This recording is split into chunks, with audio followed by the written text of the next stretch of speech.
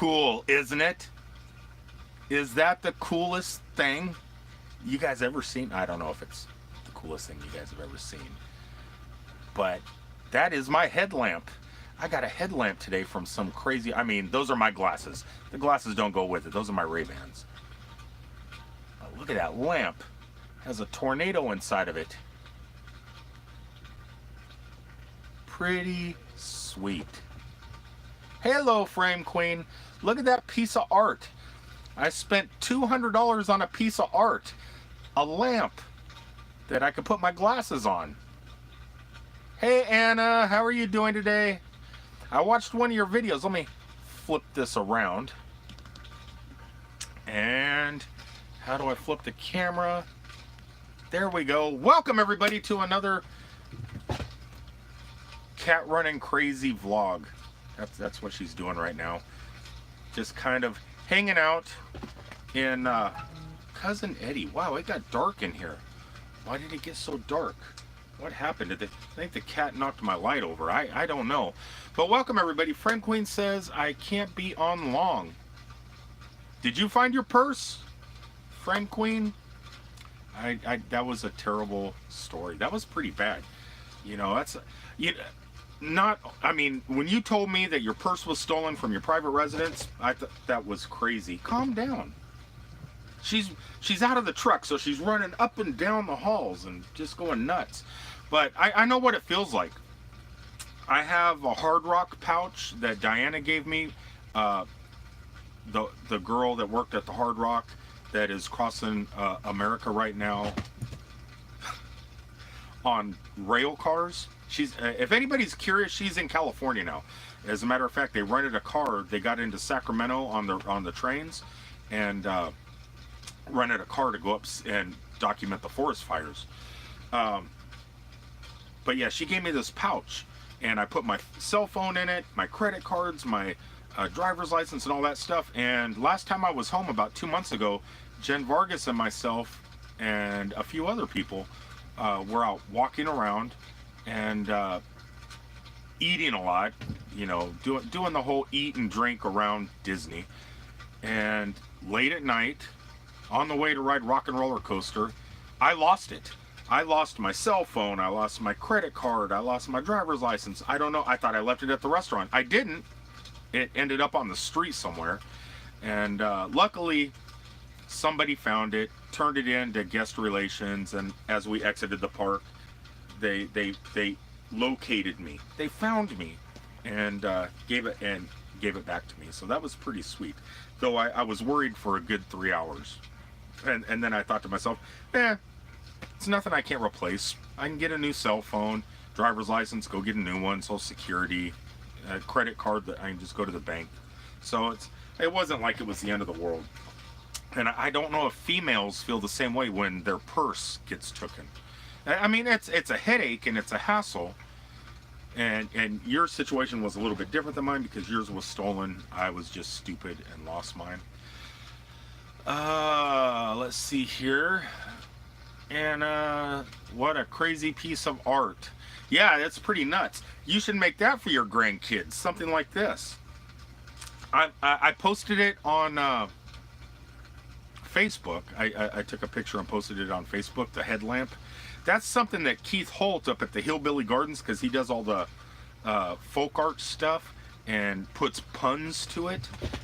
That is actually something that I can see him doing, creating something like that at Hillbilly Gardens. And wow, she just will not stop. It's back and forth, up and down the hallway. But yeah, so I just wanted to go live for a little bit, show you guys that amazing piece of art. The person that created that had a couple other art pieces that I really liked, but you have to hardwire them in. And I wanted something that I could plug in, because I'm not going to tear off lamps and stuff like that and mount everything. I just wanted to kind of plug and play, if you will. So I got that. Then I also got, I don't know if you guys can see it over there on the table, but I got a bread box. It's an old-fashioned bread box that goes up and down. I mean, it's not like I'm going to keep any bread in it. Oh, come here, you. I mean, I'm not going to keep bread in it, but I can roll it up and put documents and stuff in it, so I'm kind of excited about that. I mean, you can never have too much storage space. So that's what that's going to be. I got a bread box for the dining room table that I'm going to use for storage space. Also, I got something else that's pretty freaking sweet that is the reason I'm going live tonight. And I don't know how I'm going to give this away. I mean, I'm trying to downsize. I can't keep getting myself crazy things. So I'm living in a much smaller space than my house. And though I do have a lot of room, I just don't have a lot of room for a lot of knick-knacky fun stuff that you normally have in a home. And it looks like the 60s. In here, I'm using different lights. The same lights I have in my truck, I put in here. This back here is a white screen, not a green screen. It's a white screen, and it's 172 inches long. I can't, the space I'm in, I don't have enough room to stretch it out 172 inches.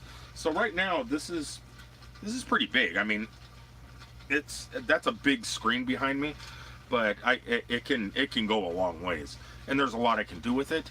One thing I can do with it is I have a projection TV that will blow up an image to 172 inches. So I can actually take this outside. It's weatherproof, put it alongside the RV, and sit out under the stars and watch movies and stuff, though I haven't done that yet. At the moment, I'm just using my normal lights that are in my truck and with some lighting, but in the RV I don't know how to light just yet. Don't know how to do the lighting in here. And I didn't take time to put my lights up on poles and stuff like that. So I kind of like that. If the light was just out of the way, giving that shadow, I like that. But I figured I'll just put it down and, in front of me. Maybe if I tip it somewhere, let's put it down here on the floor and see. That gives kind of a cool effect. I like that. Okay, so yeah, the lighting and that the same lighting that's in the truck that's on the back of my walls, I'm putting in here. That is not working properly. There, that's better. Okay. So where are you going to go on your going first on my journey? Well, this journey here, before I tell you guys what I got as a giveaway to one of you guys, and I'll show you in a few. Let me answer that question. This week's journey, the first place I'm going is a doctor. It's that time again where you have to do the non-sexual. This is a non-sexual thing here. Don't think of this as sexual. Think of this as will you leave the light alone? That I should have put it on a tripod. Think of it as a test. I'm at that age where I have to get tested for certain things, and plus my DOT physical. So I'm going to be doing that. Leave that alone. The cat is going crazy. So my first part of my journey this week is a physical. It's that time where I'm coming home for a week. I figured the very first day off, physical time. Then for the next part of my journey, I'm gonna work on the RV a little bit, grease it up, have the brand new tires I just put on checked, make sure that they're aired up properly because I haven't been in it in 2 months. So I want to get that done. And then Tuesday I'm heading over to Walt Disney World, go to the campground, and like cat, she is just frisky today. So I'm gonna set up camp over at Walt Disney World and enjoy the day and evening over at Old Town Kissimmee and do the year-round haunted attraction Morta Manor finally on Wednesday. And then Thursday I'm going to Universal Studios for Halloween Horror Nights, doing RIP again this year, so be treated like a rock god at Halloween Horror Nights. And then on Friday, Epcot for the beer and wine festival thing that we go to every year. And then kind of relax for another day or two, and then I'm going back to work. And I am not taking another day off until I go to Thailand in January. So that's kind of my plan. And then after I get back from that in January, I don't want a day off for 12 months. I am going to work, come home for one day here and there just to check the batteries in the motorhome, and I'm just going to work every single day for 12 months. And I'm going to bank. I'm going to do my best to live on $100 a week and bank my entire paycheck every week. And then at the end of 2019, I should have enough money to go on a year-long adventure, I'm thinking. Maybe even longer. If I can get between 20 and 60,000 saved in the bank. So that's what I'm going to do.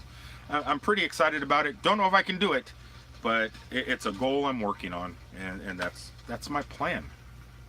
All right, guys, so this is what I'm doing. I don't want to do an hour-long live video tonight. I found something today that is pretty sweet. So I'm looking for the biggest Disney fan I can find. The cat just loves that light. If you are a huge Disney fan or a huge collectible, one of those collectors, not as big as Keith Holt or Jim up at the Superman Museum or anything like that, but if you're working on building up a collection of fantastic stuff, I got something just for you. And I'm not exactly sure how I'm going to give it away yet. I don't know if it's going to be to a Patreon subscriber or just to one of you guys. Maybe if I reach my goal. If I could get 1,000 subscribers, if this product would generate enough subscribers, I would do it for 1,000 subs. But I'm not gonna. I'd like to give it away before then. So I'm very near 450 on this channel right now. I'm close to 450 subs. If I can find an incredible Disney fanatic cat, I am going to. Who was that? Little Jack Horner, or who was the kid in the stories that jumped over the candle? That's what the cat's doing with my lighting. She's just jumping over, back and forth, over the light, like it was a candle. I forget who that was. But if I could find a huge Disney collectible person, let's make it when I reach 500 subscribers. So on this video here, if you are a huge collectible person, just put your name down in the description below that you would want this. And as my subscribers are slowly climbing, it shouldn't be too much longer when I reach the 500 mark. I'm going to go ahead and give this away to one of you guys that have posted your name in this video saying, yes, I want this. You guys ready to see what it is? Damn cat. Okay, so I was out today and I found an original 1955 board game of Walt Disney's Frontierland. Everything is in there. Everything. All the pieces. The board game itself is in incredible shape. I'll take it out and show you guys what is inside this. Would you guys look at this? Walt Disney's official game, 1955, Frontierland. And it's official. It's a Walt Disney's official game. This thing is sweet. That's one side of the box. They really knew how to do their boxes back in 1955, didn't they? And the box is in incredible shape also. So let's take it out. Look at the spinner. That is a classic spinner. And it works pretty, wow. Actually works pretty good. Look at that. Ooh, it smells like 1955. So we got the spinner. I don't want pieces to fall out here. Let's put the box down. We got the board. And look how good shape this is in. Did you Guys, look at that.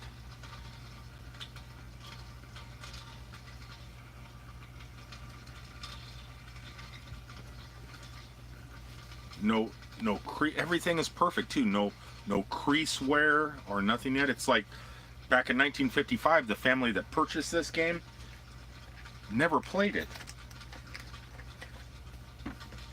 We got, let's see here, we got little pieces in there of guys on horses, and they're made of metal, colored metal, kind of like Monopoly pieces are, the original Monopoly pieces are, but they're colored metal. And then we also have little token things. I don't know how to play the game, but you got all the little pieces here. So I don't know, and that's all that comes in the box.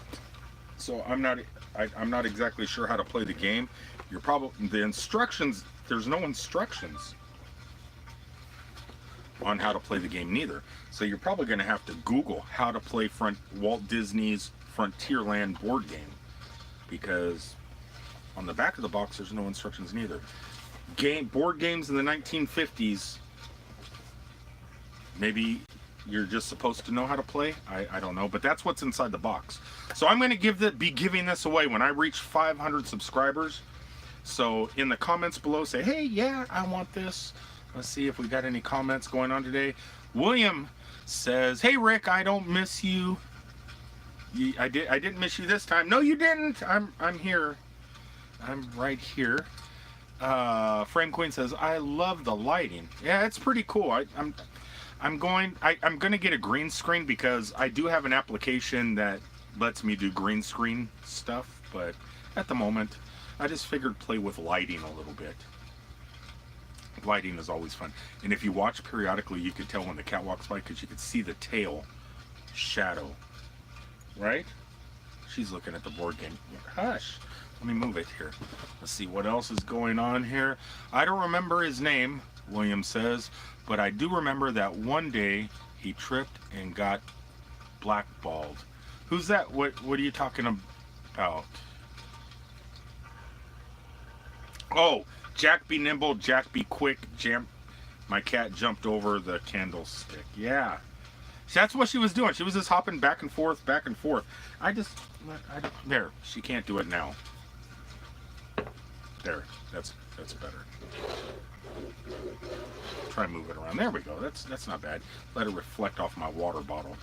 So that's what I'm gonna do. 500 subscribers. You guys just put down, hey, yeah, I want that game, and I will go to the post office and mail this to one of you guys. I'm almost to 450 now, so I will be giving away another t-shirt here shortly, and that'll be the last t-shirt up until 500. And I don't think I'm going to do a 500 t-shirt. I think I'm going to give this board game away. That's something special. Oops, and I forgot to put something back in the box. Before I take a drink, I should probably put the spinner back in the box. I was thinking to myself, okay, it has pieces, it has little things, it should have dice. It doesn't have dice, it has a spinning wheel. So it's pretty neat. I thought it was a pretty cool find.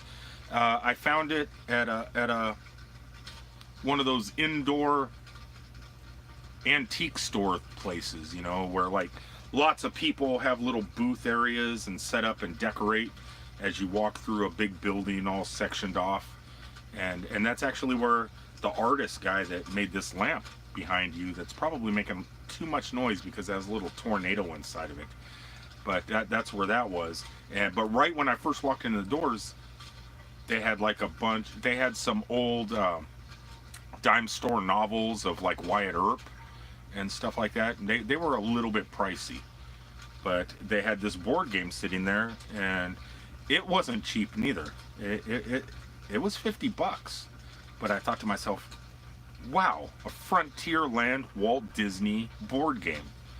And I mean, if you go to even purchase Sorry or Clue or something, you're spending 35 bucks on modern day board games. Scrabble's probably 20 or 30 bucks. So 50 bucks for a classic 1955 game, that's not too bad. I mean, if you're looking at it that way, of what modern day board games cost, you know, and you can't get that anywhere, so it's definitely a classic. All right, guys, I'm gonna go ahead and sign off. I just wanted to do a quick, since I didn't go live Friday and I was busting trying to get down here to Florida, and I was not able to go live, so I did not let you guys down. I did it. I went live, and I'm gonna give you guys something to show for it. That doesn't make any sense. So until the next time, if nobody else has any other questions or anything else to say, I'm probably going to let you guys go, and I'm going to crash and relax, go do some laundry tomorrow, and get ready for my physical and a week off of Orlando fun and learning how to use the camper.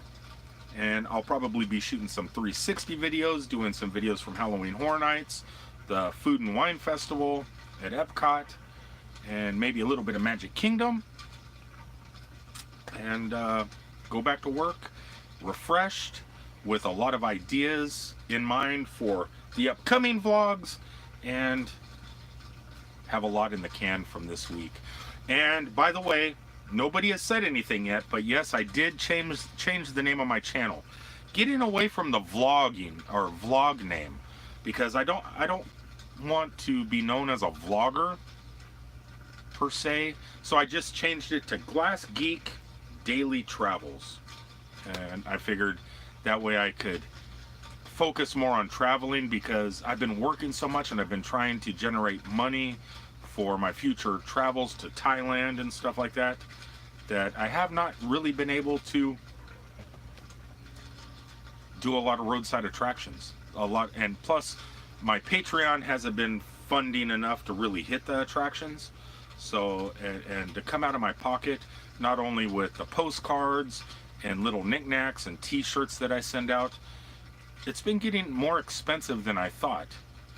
And because a Patreon isn't really supplementing the income to be able to send off goodies like that, I figured, well, let's change the name of the channel and let's focus on something else, and until Patreon really kicks off, because it's not, t-shirts are more expensive than what I'm generating, sending off, you know. So like Patreon is helping out, but I'm not going above and beyond of what it costs to send t-shirts and stuff and postcards and stuff like that out to be able to pay for roadside attractions. So my budget, I got to figure out a budget and how to work this out properly, because I don't want to screw over my Patreon subscribers. But then again, it's not helping me with what I initially wanted Patreon for, which was visit roadside attractions.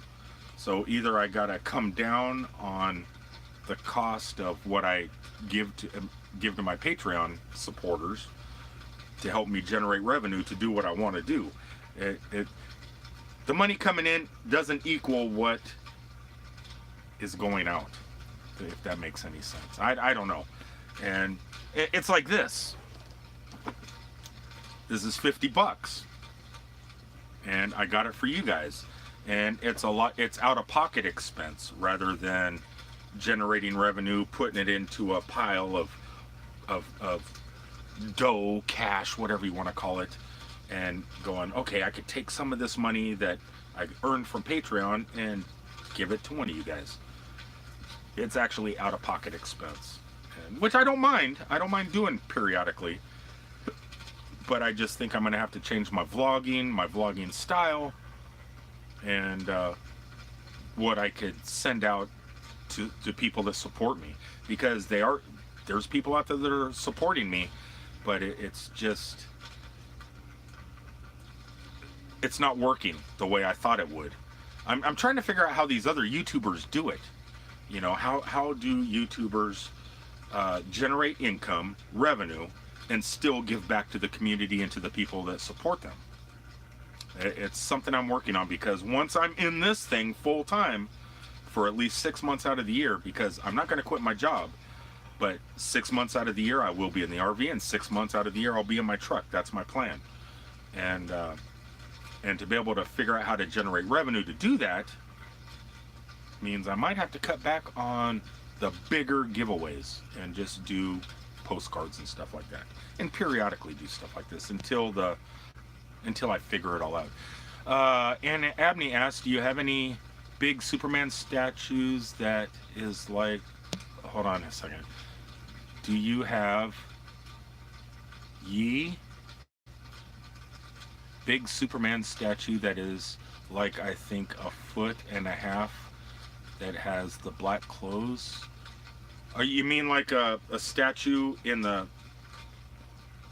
here, not like the big Superman statue in Metropolis, Illinois, but like a replica of...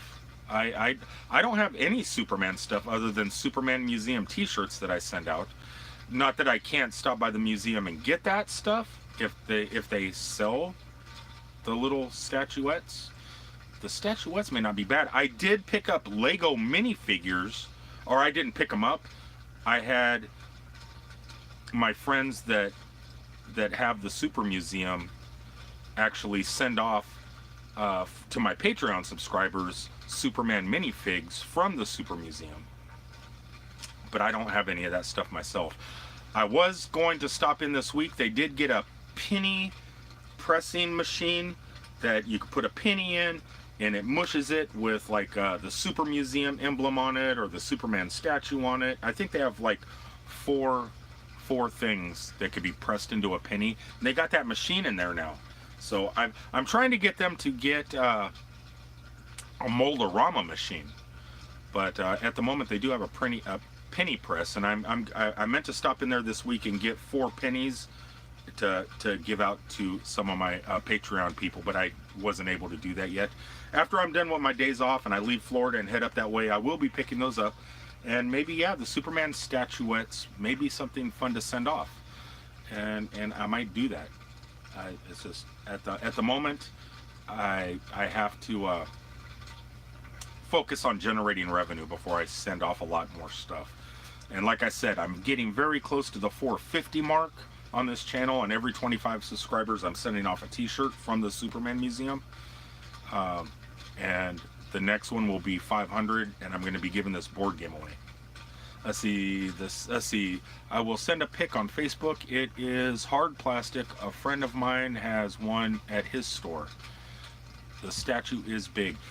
I was pretty impressed with this Chamber of Commerce, what they have inside the Chamber of Commerce in Metropolis, Illinois. They have quite a selection of stuff in the Dipping Dots store. Impressed about that. And I know there is a new taco place I want to check out. I don't want to say any names of people because people in town want to stay private, so I don't want to say any names, but somebody in town that is a friend of mine had posted that there's a taco place that has breakfast tacos, and I really want to try it. So the next time I spend the night in Metropolis at the casino parking lot, I'm gonna wake up in the morning and definitely try myself a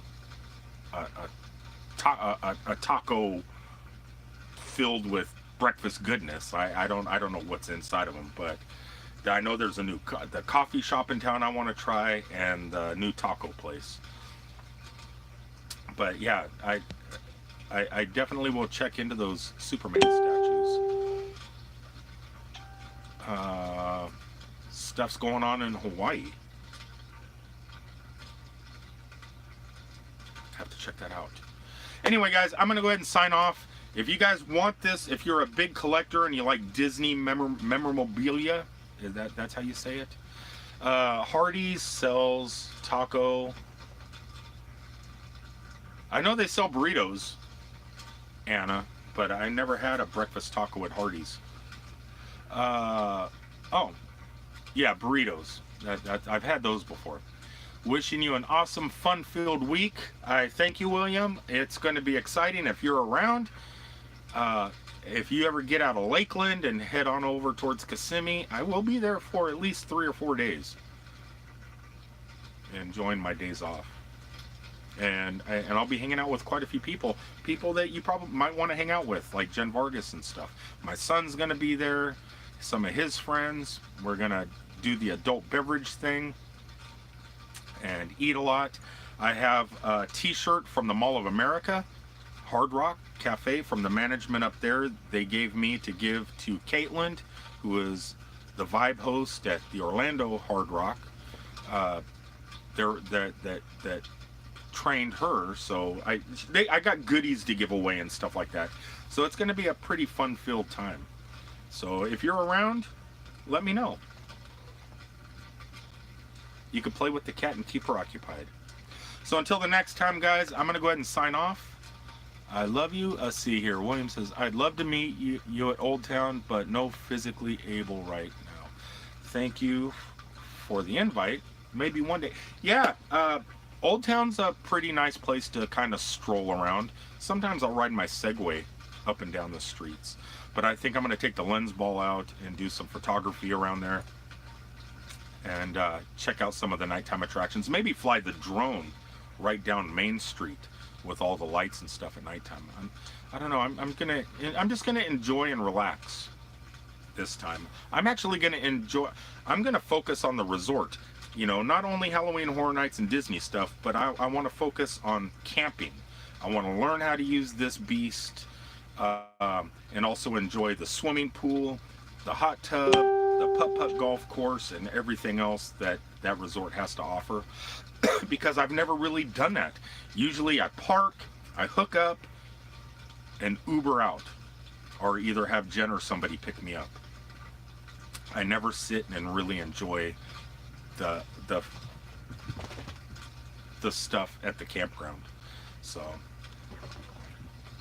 I swear she's loving the room. All right, guys, until the next time, remember to like, comment, share, subscribe, and I will see you sometime this week. Remember, in this video description, go ahead and put down, hey, Rick, when you get to 500 subscribers, put me on the list to send this game to. And we'll see how many people want it. Damn cat. Until the next time, guys, I love you all. Peace out, everybody.